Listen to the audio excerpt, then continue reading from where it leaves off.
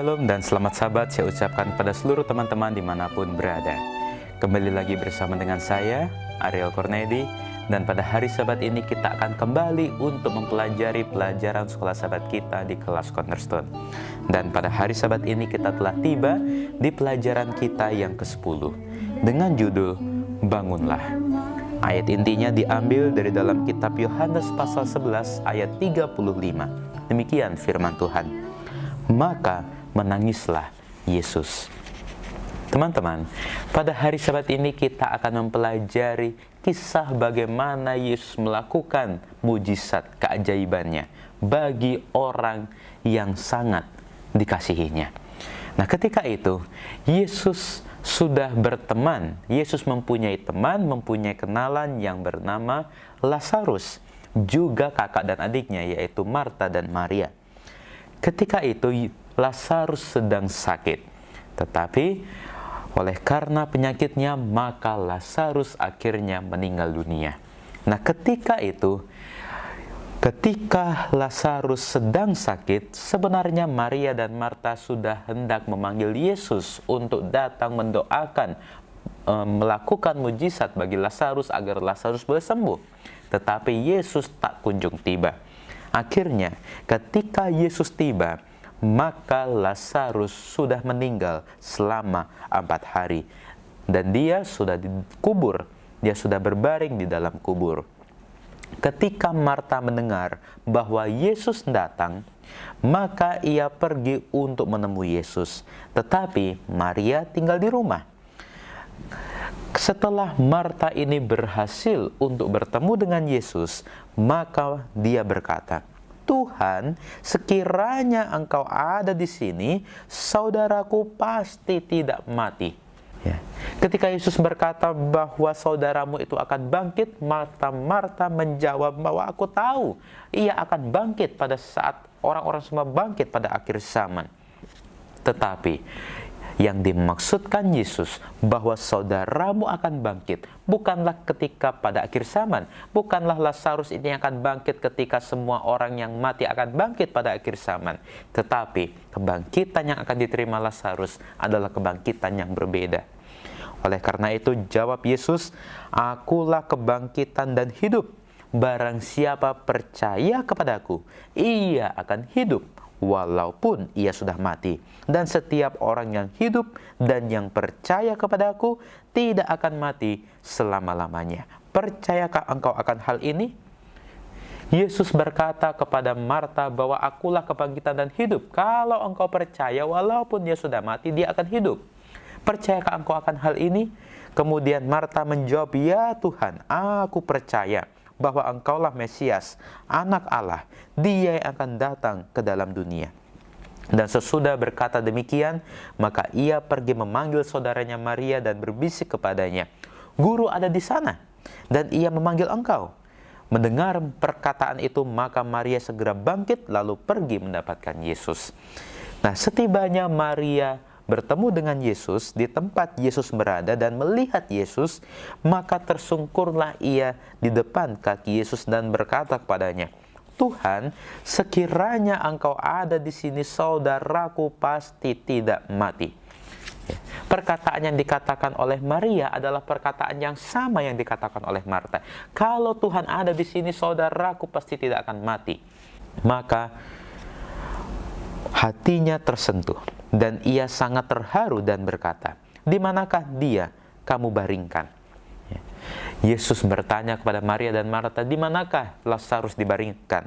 Akhirnya mereka menunjukkan kubur daripada Lazarus. Dan kemudian menangislah Yesus. Kata orang-orang Yahudi, "Lihatlah betapa kasihnya kepadanya." Kemudian Yesus pergi ke kubur itu, dan kubur itu bukanlah kubur yang seperti pada zaman sekarang. Kubur yang digunakan oleh Lazarus bukanlah kuburan yang ada pada era sekarang ini. Kuburan Lazarus pada saat itu adalah sebuah gua yang ditutup dengan batu yang besar. Ya, sehingga sangat sulit bagi orang untuk boleh keluar dari gua tersebut. Tetapi Yesus berkata ketika dia tiba di gua tersebut, Dia berkata, angkat batu itu. Ya, ketika Yesus sudah berkata, angkat batu itu, angkat batu yang menutupi gua itu, maka mereka mengangkat batu itu. Kemudian Yesus menengadah ke atas dan berkata, Bapa, aku mengucap syukur kepadamu karena engkau telah mendengarkan aku. Aku tahu bahwa engkau selalu mendengarkan aku. Tetapi oleh karena orang banyak yang berdiri di sini mengelilingi aku mengatakannya supaya mereka percaya bahwa engkaulah yang telah mengutus aku. Dan sesudah berkata demikian, dengan berani, dengan lantang, berserulah Yesus dengan suara keras, Lazarus, marilah keluar. Dan teman-teman tahu apa yang terjadi? Orang yang telah mati itu, yang selama 4 hari sudah ada di dalam kubur dengan kondisi tak bernyawa, akhirnya Lazarus datang keluar. Ya. Lazarus boleh hidup kembali oleh karena mujizat yang dilakukan oleh Yesus. Sudah 4 hari Lazarus mati dan dikuburkan di dalam gua tersebut. Akhirnya orang itu keluar, kaki dan tangannya masih terikat dengan kain kapan dan mukanya tertutup dengan kain peluh. Kata Yesus kepada mereka, bukalah kain-kain itu dan biarkan ia pergi. Nah teman-teman, apa yang boleh kita pelajari melalui pelajaran sekolah sahabat kita di hari Sabat ini? Adat istiadat orang-orang Yahudi pada zaman Yesus adalah ketika ada orang meninggal, mereka akan menyewa orang-orang untuk boleh membuat tangisan-tangisan yang semakin mengharukan, yang semakin membuat suasana semakin sedih. Tetapi kata yang digunakan untuk menangis bagi Maria dan Marta berbeda dengan kata yang digunakan menangis pada saat Yesus menangis. Nah teman-teman, di dalam buku Alfa dan Omega jilid 6 halaman 151 pena inspirasi mengatakan, Kristus tidak menangisi Lazarus. Ya, ketika Yesus menangis, ketika orang-orang ahli Taurat melihat bahwa Yesus menangis, mereka berpikir bahwa ia menangisi Lazarus oleh karena kasihnya kepada Lazarus.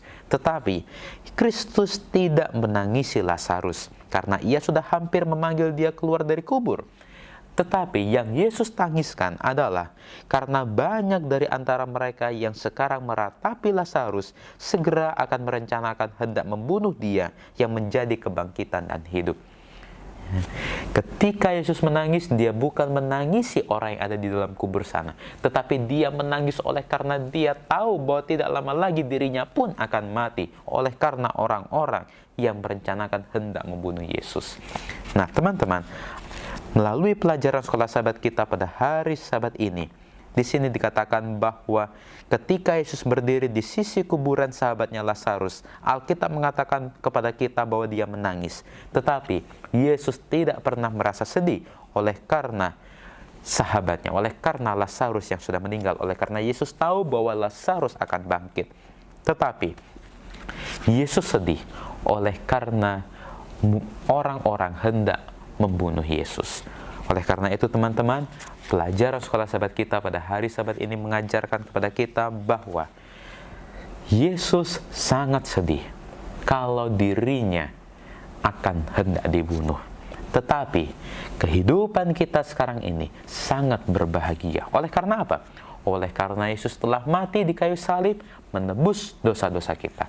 Walaupun Yesus sedih oleh karena dia hendak mati, tetapi kita harus berbahagia oleh karena kematian Yesus menyebabkan kita semua ditebus dosa-dosa kita.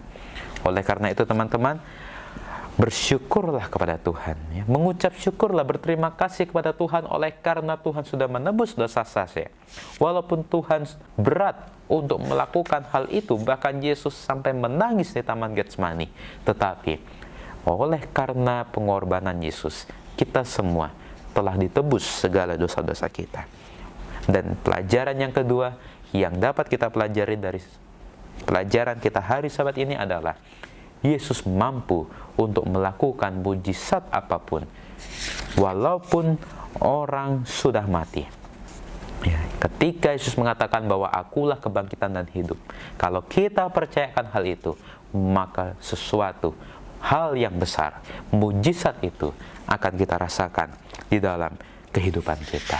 Melalui pelajaran sekolah sahabat kita pada hari Sabat ini mengatakan bahwa Yesus adalah kebangkitan dan hidup. Yesus mati di kayu salib, tetapi dia sanggup untuk hidup kembali.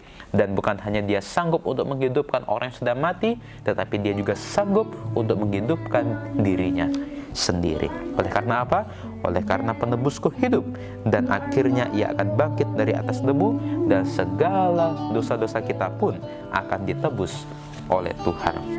Inilah pelajaran sekolah sahabat kita pada hari Sabat ini, dan kalau teman-teman menyukainya silakan untuk di like videonya, dan yang belum subscribe saya ingatkan untuk di subscribe, dan jangan lupa untuk menyalakan tombol loncengnya supaya teman-teman boleh mendapatkan notifikasi pemberitahuan apabila ada video yang terbaru. Sampai jumpa di pelajaran selanjutnya. Tuhan memberkati.